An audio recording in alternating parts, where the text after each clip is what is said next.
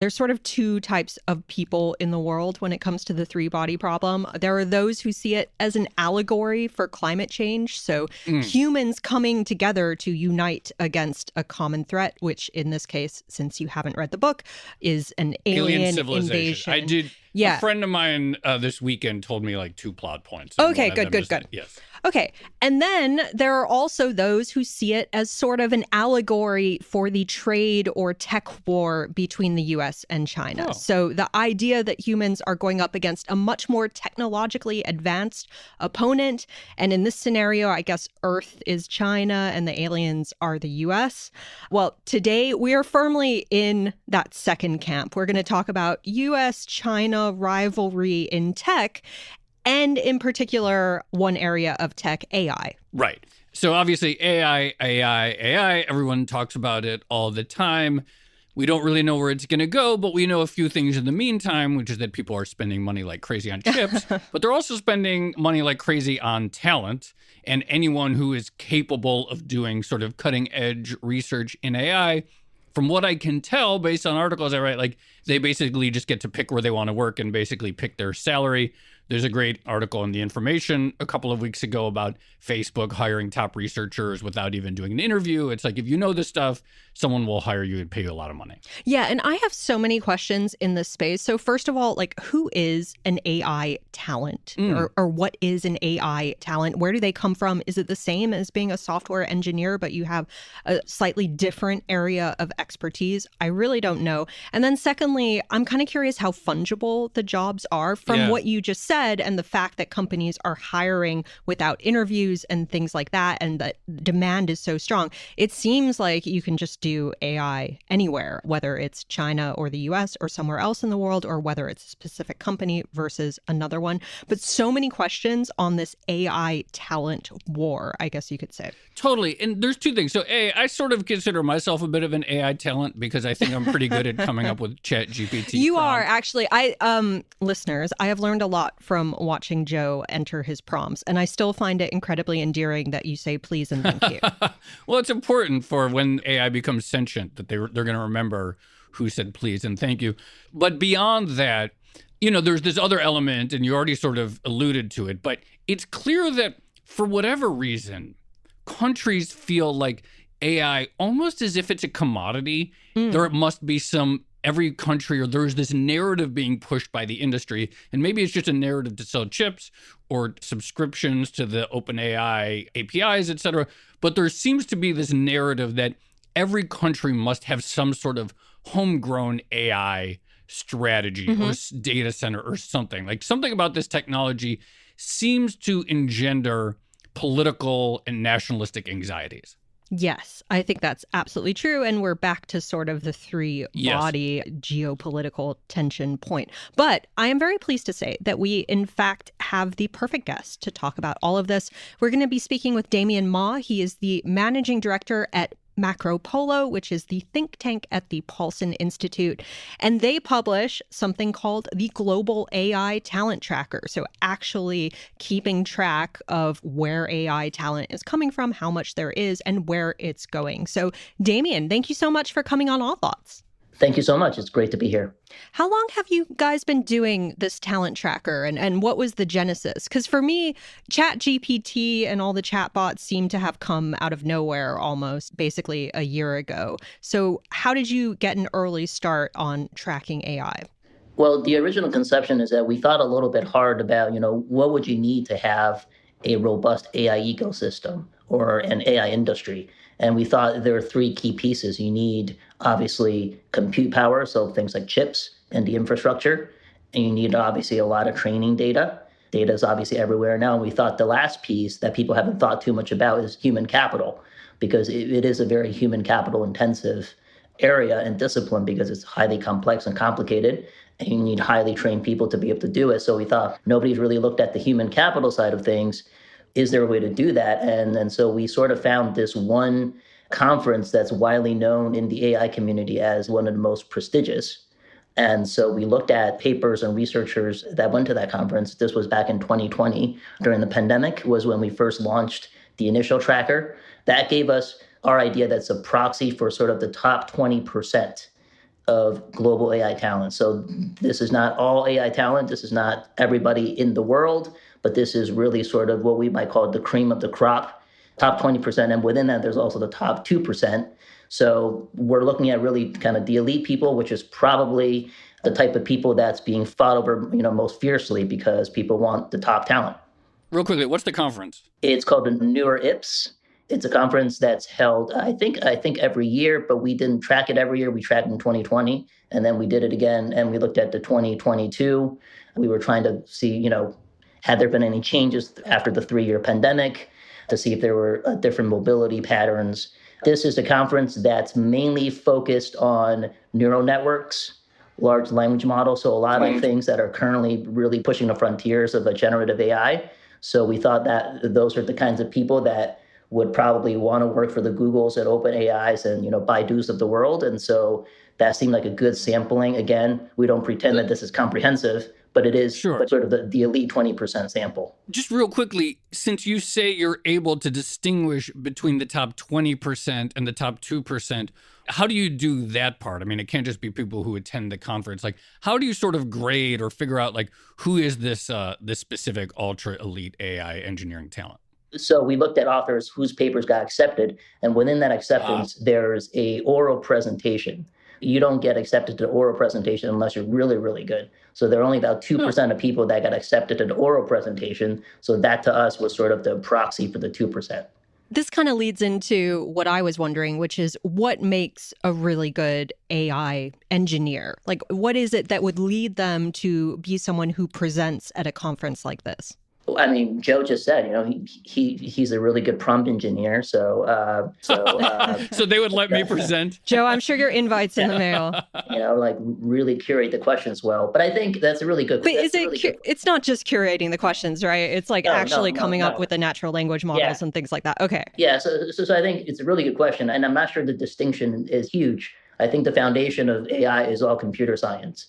Most AI people would call themselves computer scientists first and foremost, or people that have a lot of mathematical training. And in fact, I think some of those people, I think back in the 2000s and 2010s, were the same people that got attracted to big finance, right? And went to build algorithms for, trading desks. Those are probably a similar type of people. Now they're just doing AI. And the AI specific apply part is being able to, train large amounts of data and being able to write out algorithms. But those are the things that you would get from computer science training with a bit of sort of a, added AI specific component to it. And I think the neural networks thing is probably, one distinguishing characteristic is trying to really figure out how do you make the computer mimic the human brain in a way. But fundamentally, it's just mathematics, quantitative computer science, all those things, eventually can become AI scientists. So there's a certain type of person who is seeking out the hardest or maybe most lucrative sort of real world math problem or computer science problem at any time. Maybe in the 2000s, they were going to Wall Street to figure out the best way to create new securitized products and derivatives. In the 2010s, they went to Facebook and Google to figure out the ways to pack the most number of ads on a smartphone or get you to click on them. And now apparently they're going into AI research. So let's start with like what the data shows, big picture. When you first started collecting the data in 2020, where were they coming from and where were they going? A lot of them came out of China in the United States in 2020. That was pretty clear. Most of them ended up in the United States by far. And we're still seeing that in our latest update in 2023. Although I would say the big surprise was that China has done a really good job really ramping up its domestic supply of top AI scientists. So they're producing nearly half of the world's top tier AI scientists now. And many of them are actually also staying in China. And the reason is, I think it's pretty simple, is that China is obviously been focusing on its own AI industry. And as we already said, people go where the jobs are. And if you look at the major economies where they're focused on building out AI industry opportunities, it's probably the United States and China. And if you look at Europe, Europe actually, I think, punches way below its weight in terms of having an AI industry. And so they don't tend to attract as many top-tier AI talent as China or the U.S. And if you look within top U.S. institutions where top AI talent work, it really is almost a Chinese-American duopoly. Chinese origin and American AI scientists are 75% of the top AI talent within US institutions. What are the factors that would go into, say, a computer scientist who has been educated in China and they're surveying the different opportunities available to them? What are the factors that would go into them making a decision? Like, are there immigration considerations? I imagine pay and remuneration would have to factor into that. How easy is it for them to switch from China to the US? I think the skills and the training is fairly similar if you come out of a top program, whether it's Tsinghua in China or Stanford in California. I think the key from what we're seeing, one key indicator of where people end up for work, is really where they go to graduate school. That's probably not a surprise if you're going to do your master's or PhD somewhere. You generally start to search for job opportunities, near you, around you. Unless you happen to be in a country, in an area where there's not a lot of opportunities post-graduation. And of course, when you're considered an elite AI talent, you generally have a terminal degree, usually a PhD, but at least a master's. So, I think where you choose to go to graduate school is really important. And we see that in the data too. Those who come to the United States for graduate school, by and large, tend to stay in the US to work, unless there's some very lucrative opportunity that attracts them back home or somewhere else. But generally, there's a bit of a path dependence between, graduate school and staying in that country to work. There has been a lot of anxiety for years in the tech industry where you see CEOs and leaders complaining that the U.S. Immigration policy has made it too hard to keep talent who has graduated in the United States. And there's this idea of like, hey, if they're going to come here for education, why are we not reaping the benefits of this U.S. educated talent? It does seem like from your data that still many are staying in the United States, but the numbers have changed since 2020, yes? Yes, they have, gone down a little bit. We didn't go into really exploring exactly what happened over the last 3 years, in part because I think many people realize the pandemic years have been a little strange, whether it's for economic data or just general mobility for people, where people work, how people work. So there's going to be a lot of distortions in those last 3 years, but there has been a relative decline, especially among the Asian talent. It's not just China. India has also done a better job retaining its own top-tier AI talent. South Korea, interestingly, that's not on our data set yet, but we're about to publish regional South Korea. They've retained 90% of their talent. They've not let anybody leave, and they've been really good at doing that. And places like France have actually done a very good job on retaining their talent. So I can't say definitively what the reason is, whether countries have stepped up their game to retain domestic talent, or there's been other things that happened in the pandemic that's triggered it, or there could be, immigration challenges and so on.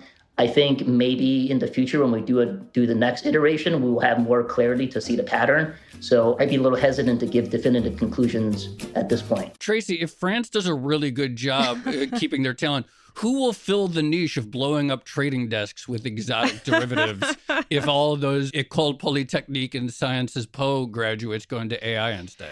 Yes, it is always a French person working in equity derivatives with a mathematics degree. You're absolutely correct. But on the degree topic, so I hadn't realized that in China, and Damien, I think this factoid was in one of the reading materials that you sent, but Chinese universities have launched more than 2,300 undergraduate programs since 2018, when the Ministry of Education designated AI as a separate major that's distinct from computer science. So first of all, how common is that you would get the separation between computer science versus AI? Is that the standard in other parts of the world, or is it still relatively new? And then secondly, presumably this is part of China trying to build up its domestic AI talent pool and eventually its capabilities in this area. What else is it doing on that front? Yeah, so that's why one of the reasons we think that China has really seen this boom on top AI talent is you have just kind of a graduating class in 2022. If you started in 2018, some of them are graduate students, some of them are undergrads. So they've really pushed really hard to grow the AI talent pool. Now, not all of them are the top 20%, but I think China looks at it as a way that they're going to need a lot of AI-specific technicians. China's not really thinking about AI in the generative AI sense. I think there are definitely some startups and folks pursuing things like ChatGPT chatbots, but my understanding is that China is probably going to focus much more on industrial applications of AI, manufacturing, robotics, probably healthcare, biotech. I'm going to bet that's going to be a huge application for China. And I think for obvious reasons, generative AI is probably not as copacetic with the governance system in China ultimately. And I think that's a pretty clear thing that I think everyone knows.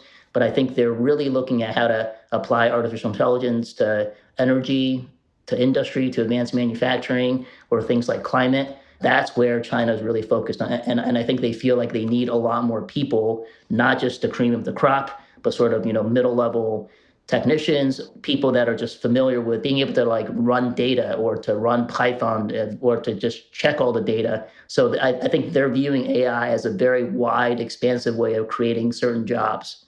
Yeah, I can't imagine China's ambition here is to have like 5,000 different chatbots. Like there is clearly a tendency towards industrial sort of real world applications of this technology. On which note, do you think there's currently enough places for AI graduates or specialists to actually go within China? Because in some respects, it feels like this might be a very hot degree. People are being encouraged to do it. But at the moment, companies aren't necessarily at the same sort of level. It feels like there's sort of a mismatch in the evolution of this at the moment. I think you're absolutely right. So we've seen these kinds of bubbles before that, the new hottest sector in China, everyone goes there because they think that's where the opportunities are. And then, China already had what we would call a college bubble for the last 10 years. And that's why you have, really high youth joblessness in China. Though the way I think about how China works in that respect specifically is that they're basically two different cycles in China. There is a policy-induced cycle, and then there's an actual market cycle that comes after that. So right now we're in sort of this policy-driven, like, you guys got to come in and we really like AI. We're going to create all these programs and you should just get AI. And then, parents are like, whoa, well, that seems like a good new thing. And that's what the government's promoting. So all my kids that are going to, do computer science, they're going to add the AI component to it. So that's sort of the policy-induced cycle. And then after that, once the bubble happens, it will kind of eventually get into a market cycle where it'll correct a little bit. And then people will be like, oh, well, actually, we probably now have an oversupply of a lot of these, middle AI technicians that will have no jobs. What are we going to do with them? We don't know. So I think this is a pattern that happens in China a lot. And I wouldn't be surprised if it happens with the AI talent pool as well. So there's a lot of interesting threads to pull on already in this conversation. And I want to return to the non-chatbot applications of AI, like how can we make better robots in factories and drug discovery, et cetera. But I want to ask another question. So, okay, all these new institutions or graduate programs have been launched in China and more universities offering degrees in AI or computer science or related fields. In my mind's eye, if I imagine what a top AI researcher, I imagine maybe they have a PhD from MIT or Stanford or something like that. When you look at the institutions in China, has there been any sort of broadening out of the number of schools that are capable of producing either those top 20% or top 2% talent beyond just the sort of like handful of schools that we've for a long time understood as the elite schools? There have been a little bit. And when it comes to Asia specifically and China, I think they have 11 of the 14 top AI institutions in Asia. But in terms sort of, just top in general, China has climbed quite a bit. Places like Zhejiang University, Shanghai Jiaotong, which are not your traditional names that you would hear. Yeah, I've never heard of either. It's not PKU, it's not Tsinghua. And interestingly, this is an interesting new entrant into 2022. Huawei is actually one of the top 25 institutions for AI research globally. So they've invested a lot in hiring top AI talent for obvious reasons. Oh, this is actually exactly what I wanted to ask you next, which is you mentioned Baidu as well earlier in the conversation, but in terms of domestic destinations for AI specialists, is the idea here that a lot of the existing internet companies in China, that they're going to devote more development and more resources to this particular technology, as we've seen here in the US, but also that maybe some of those big, like, consumer internet companies, the ones that had a very rough few years during Xi Jinping's big crackdown on disorderly capital expansion, that they're going to pivot as well? So I think that's basically correct. Baidu, as far as I'm concerned, has basically become an AI company. And I think they made that strategic change many, many years ago. And one of their big focuses is, I think, like Tesla, autonomous driving. And no one has really been able to crack that. I think that's sort of the AI frontier that everyone's really focused on is how to solve vision, right? Because everyone's now focused on how to solve language, which is what generative AI and a lot of the products we see today is kind of language based. But vision is a really tough nut to crack. And Baidu is the one in China that's really been trying to solve it. And I'm not sure their progress is any better than Google or anybody else. But in terms of some of the software companies like Alibaba, Tencent's been doing a lot of AI investments, and obviously ByteDance. So there's been a lot of that. But what we're also seeing, we did a recent piece where we looked at where Chinese VC money has been going, venture capital, whether venture capital is going to a lot of these places. But in fact, venture capital actually has invested less in software in the last few years, but actually invested more in sort of hard tech, hardware. So similar things to like the advanced manufacturing side. So I really think, in the next few years, we're going to see a lot of money, private and public, going into sort of these advanced manufacturing, hard tech side of things that will have AI applications. And I think there'll be some startups in China that probably we haven't even heard of today that's going to put a lot of money into AI. But the big guys are doing it, but Baidu is probably the one that's the most prominent in trying to solve the sort of autonomous vision problem. And they will be a big employer in China for sure for AI talent. So going back to the other industrial applications of AI, like already there's this just tremendous anxiety in the US and Europe about whether there's any way to catch up with China's sort of advanced manufacturing prowess, whether we're talking about cars, whether we're talking about batteries, whether we're talking about certain types of chips. Should the US be concerned perhaps that here chatbots are the shiny new thing and everyone wants to work on a better chatbot, and in the meantime China gets even better at sort of automated factories, particularly I imagine with better vision technology, that factory floor robots could be safer or could be more agile, et cetera? Like, do you see a sort of like further widening of the nature of the US-China competition as a function of where the AI talent is going? I'm not sure I can give you a very satisfying answer. I guess the way I would think about that, something that would be emblematic of sort of both advanced manufacturing and AI applications, sort of the software and hardware. I think the key for both countries, and I think all countries, is probably going to be in robotics. That's sort of the new frontier of whether it's the Optimus humanoid robot. China's got, I'm guessing, like half a dozen robotics startups already. So if one country, one company succeeds in that arena and is able to really blend that hardware and software and make it work and commercially viable, I think that could send a lot of strong signals about the relative capabilities of each country. Are you going to start a robotics talent tracker? Robots that's going to involve a lot of supply chains, so it's a little tougher than just looking at the people. You got to bring in the chips, you got to bring in the engineers, the mechanics. So it's more than just the AI scientists when it comes to robots. But interesting for sure. So one thing I wanted to ask, because you're looking at this world very carefully and sort of watching what people are doing and saying, but what is the language that I guess policymakers in China are using around AI talent? Like what sort of statements do you tend to hear? And I'm thinking back again to that famous disorderly capital expansion phrase that Xi Jinping deployed when he was cracking down on things like the education sector and consumer internet companies and stuff like that. But like, how is this whole dynamic, this talent war couched in among policymakers? I think it's natural and it's given that, no country generally likes brain drain. Everybody wants to have brain gains. And I think, that rhetoric aside, the actualization of that and how you set up your own country, how do you set up the environment and, incentives, compensation, all sorts of things. The thing about top tier talent in any arena, but particularly in computer science and these sort of frontier technologies, most of that talent, I would imagine, would want to be in the most competitive and dynamic industries. That's where they probably feel the most comfortable. That's where they want to make a difference. That's where they want to make an impact. And obviously the compensation, all that stuff follows that. But I think they want to have the freedom to do the best cutting edge work possible. So I think having dynamic industry is really important. And so I'll bring up the Europe example again. Europe doesn't seem to have that, which is why they've consistently been sort of underweighted when it comes to attracting top-tier talent.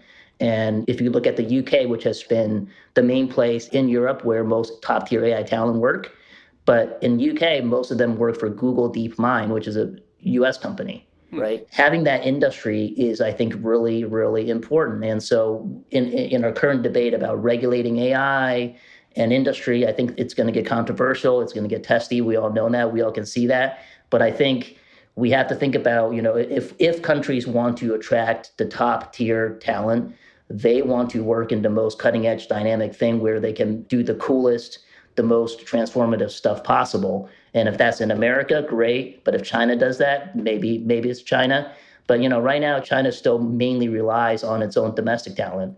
They're not really importing much foreign talent either. So to me, I think having that industry is really, really vital. What are U.S. universities doing? I imagine a high schooler graduating in 2024, probably way more than 4 years ago or even 1 year ago, are saying like, oh yeah, well, this is what I want to do. I want to work in AI or something in this realm.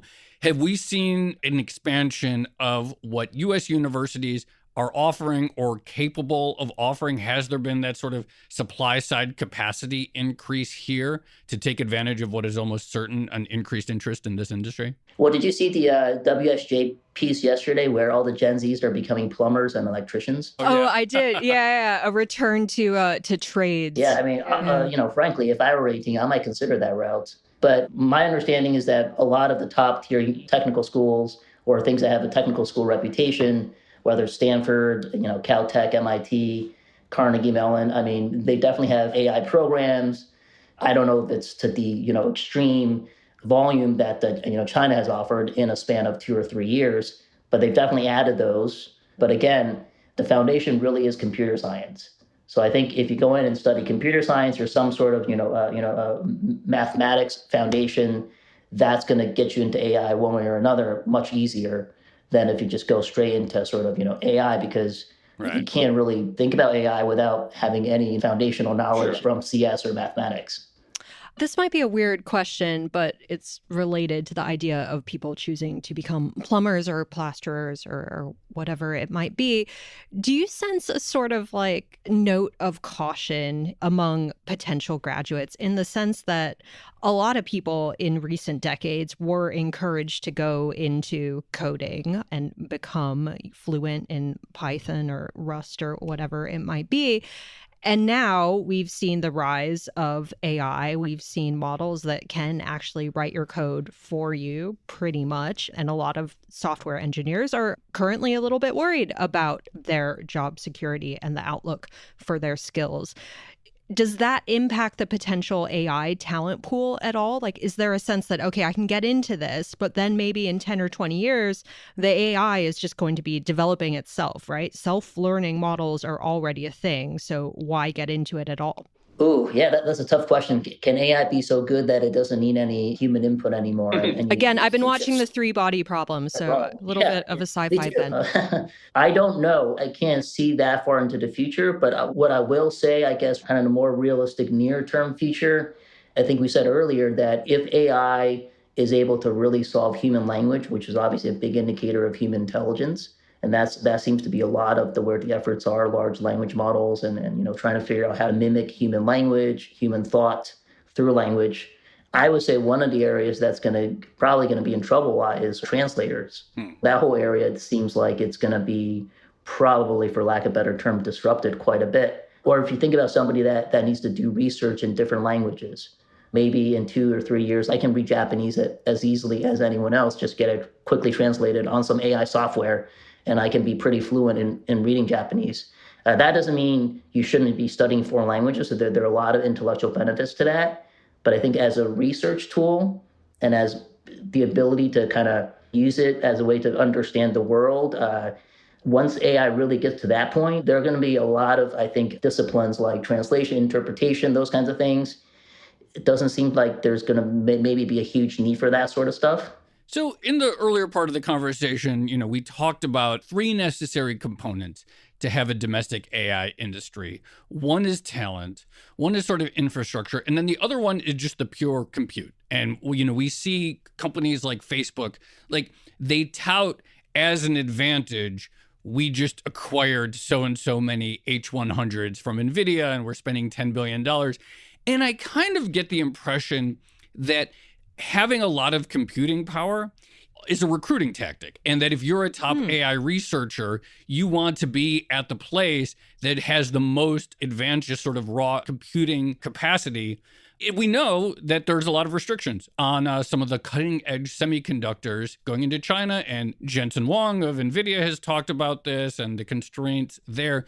For a potential talented AI researcher, maybe from China or studied in China, does that factor into it, the fact that at least for now, it looks like still without question that the U.S. institutions, whether we're talking about Meta, whether we're talking about Amazon, Microsoft with OpenAI, have the most computing power to play with, for lack of a better term?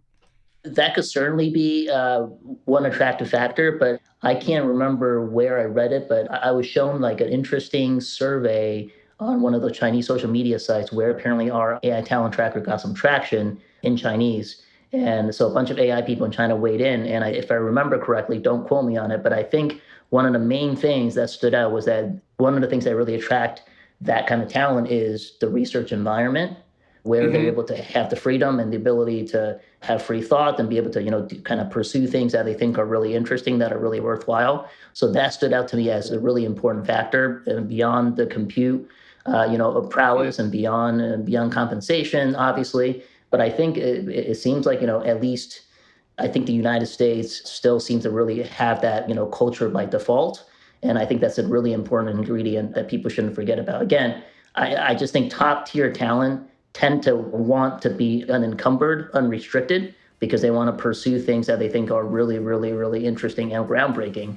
And that's just the way they work. And so you got to give them that environment to work in. That conversation answered a lot of questions for me. It was just interesting to talk about the patterns that we're seeing play out.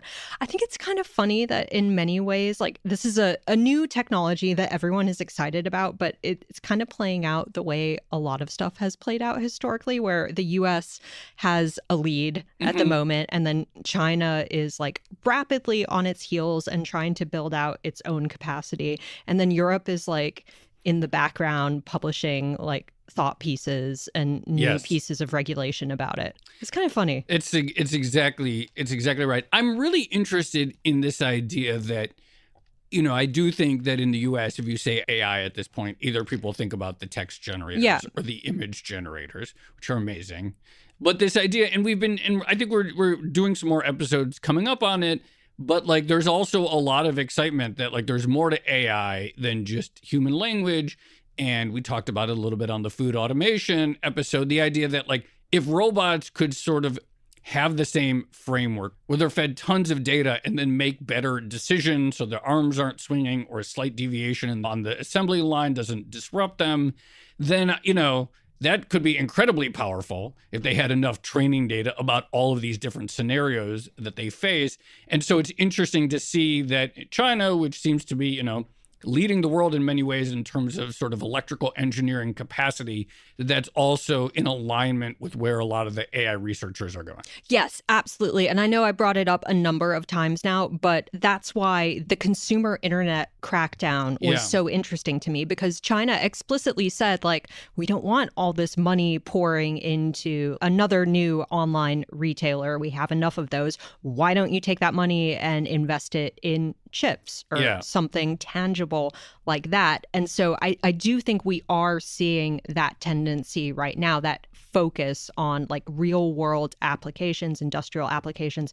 manufacturing, that you don't necessarily see in the US and other places in the West, because as you know very well, Joe, it's fun to play around with the chatbots, and they've become the public face of this entire new technology. So that's probably one area where China does have an advantage. But the other thing I think, so first of all, Damien talked about the brain drain aspect of it and the idea that, well, a lot of China AI talent does end up in the US because they go to university in the US and then they stay there and there's demand for their services, et cetera, although maybe that will change soon.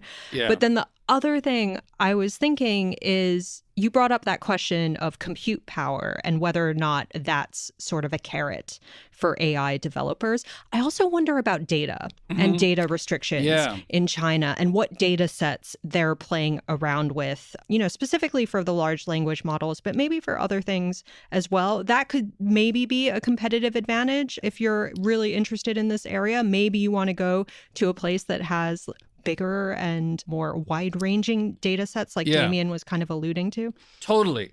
The other thing I think is really important to watch, I remember like 20, 25 years ago, when the number of, if you just looked at the raw number of people graduating with an engineering degree, it was like exploding in China. And there was a lot of sneering in sort of Western publications. It's like, oh, these are trash degrees. Like, yeah, people graduate with a degree in engineering, but it's like pretty mediocre talent and, not really that good. And we sort of have to take some of these numbers with a grain of salt. I get the impression that's changed dramatically, a lot of these schools. And so the fact that, that there is, you can sort of come up with this objective measure of talent, which is who gets to speak at these big conferences. And if there is a broadening out of the number of degree granting institutions that are represented in that top 2% or top 20%, that strikes me as like a very important trend to watch. And so these universities in China that, I'm not familiar with any of them, but if there's like, beyond just the sort of the equivalents of the MIT or Stanford are also contributing to that elite, that strikes me as like a very key indicator to watch. Absolutely. And Neural Information Processing Systems conference organizers, if you're listening, Joe's interested in going. So send him an invite. Please. Yeah, I'll demonstrate some of the great poems and songs. No, I've done some, and like I had, AI come up with a new verb tense for me. It was very impressive. So I come up with creative stuff. Oh, that's interesting. Yeah. You didn't tell me about that one.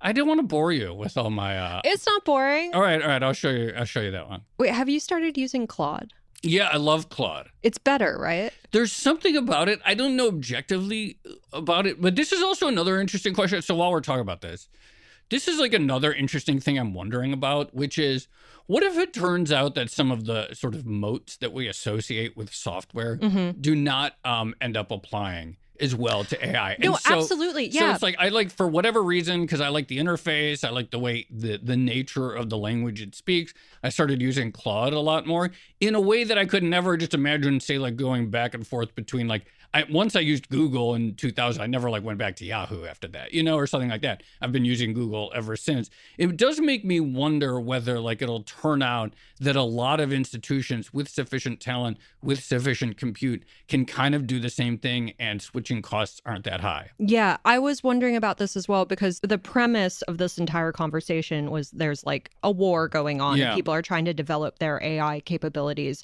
really fast because first one wins kind of. But it does seem like some of these programs, like the moats might not actually be that high. And once you crack like one level, it might be kind of fungible in other ways. I don't know. I guess it'll be interesting to see. Definitely.